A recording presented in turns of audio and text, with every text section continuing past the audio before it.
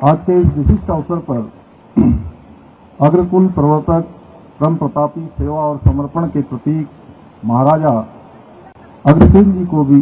नमन करते हुए आप सभी को महाराजा अग्रसेन अग्रवाल आश्रम ट्रस्ट को अपने 50 वर्षों की गौरवपूर्ण यात्रा पूर्ण करने पर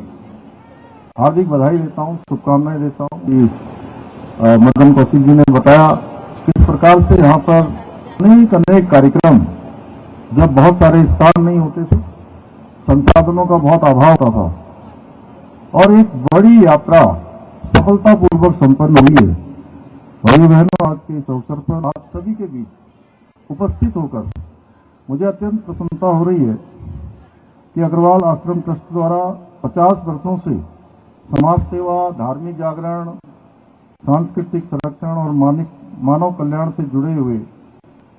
सभी कार्यों को समर्पित भाव से निरंतर अनवरत रूप से आगे बढ़ाया जा रहा है। मुझे पूरा विश्वास है कि आज जो भवन लोकार्पित हुआ है, जिसका आज शुभारंभ हुआ है, ये भव्य सत्संग भवन और घाट न केवल आध्यात्मिक साधना का एक प्रमुख केंद्र बनेगा, बल्कि सामाजिक एकता को भी पुष्ट करेगा। मुझे जानकर अत्यंत प्रसन्नता हुई कि ये ट्रस्ट केवल हरिद्वार नहीं बल्कि वृंदावन में भी एक अत्याधुनिक भवन और सत्संग हॉल का सफल संचालन कर रहा है और अनेक लोग इसके संचालन में अपना योगदान देते हैं। साथ ही अयोध्या में भी द्वारा आधुनिक सुविधाओं से युक्त एक आश्रम का निर्माण कराया जा रहा है। सेवा यात्रा से जुड़े ट्रस्ट के सभी पदाधिकारियों को, सहयोगियों को, दानदाताओं को, सभी जो भी इसमें योगदान देने वाले हैं, सभी का मैं साधुवाद देता हूं। भाइयों बहनों, महाराजा अग्रसेन जी द्वारा भारतीय समाज के ऐसे आदर्श नायक थे जिनका संपूर्ण जीवन जनसेवा, सत्कर्म और समाज कल्याण के लिए समर्पित रहा। उन्होंने सदैव समाज हित को प्राथमिकता देते हुए जन कल्याण के लिए कार्य किया। उन्होंने एक ईंट एक रुपया का जो मंत्र दिया, वो केवल आर्थिक सहयोग का प्रतीक नहीं था, बल्कि सामाजिक एकता, समानता, सामूहिक उत्तरदायित्व, समरसता की भावना का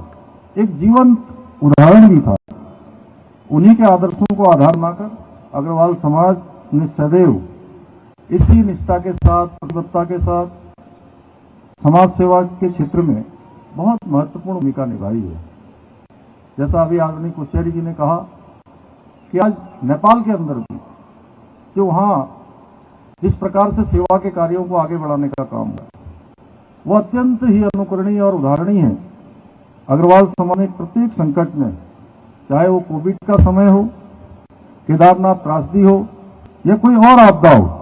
हमेशा आगे बढ़कर काम किया है। और मैं भी पिछले दिनों एक व्यापारियों के किसी कार्यक्रम में था, तो मैं कह रहा था कि पूरी दुनिया के अंदर जब कोविड भयंकर चुनौती थी, कोविड के चुनौतीपूर्ण काल में भारत के अंदर सबसे जल्दी इस कोविड महामारी में नियंत्रण पाया गया और जहां पर ऐसी आवश्यकता थी, उन आवश्यकताओं की पूर्ति की गई। तो उसमें जानते हैं सबसे बड़ा योगदान किसका था? एक बड़ा योगदान था कि हमारी देश की सरकार ने आदरणीय प्रधानमंत्री मोदी जी के नेतृत्व में दो स्वदेशी वैक्सीन बनाई, दुनिया के दूसरे देशों को वैक्सीन दी, अनेक प्रकार के अवस्थापना स्ट्रक्चर स्वास्थ्य के क्षेत्र में बनाए गए। लेकिन उतना ही महत्वपूर्ण था कि हमारे सभी व्यापार बंधुओं ने, व्यापार समूह के, उद्योग समूह के, विभिन्न संस्था को संचालित करने वाले, वो सारे के सारे आगे आकर उन्होंने जहां पर कम वहां हम ऐसे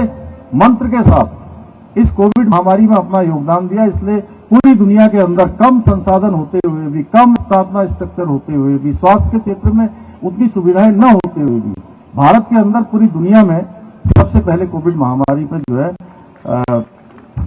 एक तरह से नियंत्रण पाया गया। भाइयों बहनों, आज आदरणीय प्रधानमंत्री श्री नरेंद्र मोदी जी के नेतृत्व में एक और जहां हमारी सांस्कृतिक परंपराओं के संरक्षण के लिए, उसके संवर्धन के लिए उस दिशा में कार्य किया जा रहा है। वहीं local for vocal, make in India, made in India, startup India जैसी अनेक पहलों के माध्यम से आत्मनिर्भर भारत के सपनों को साकार करने की दिशा में भी ठोस कदम उठाए जा रहे हैं।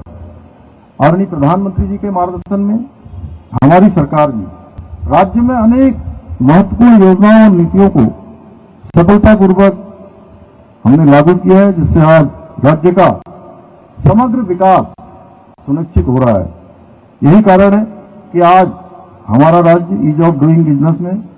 अचीवर्स तथा स्टार्टअप रैंकिंग में लीडर्स श्रेणी में आया है। इतना ही नहीं, नीति आयोग भारत सरकार की 2023-24 की एसडीजी इंडेक्स रिपोर्ट में सतत विकास के लक्ष्यों को प्राप्त करने की दिशा में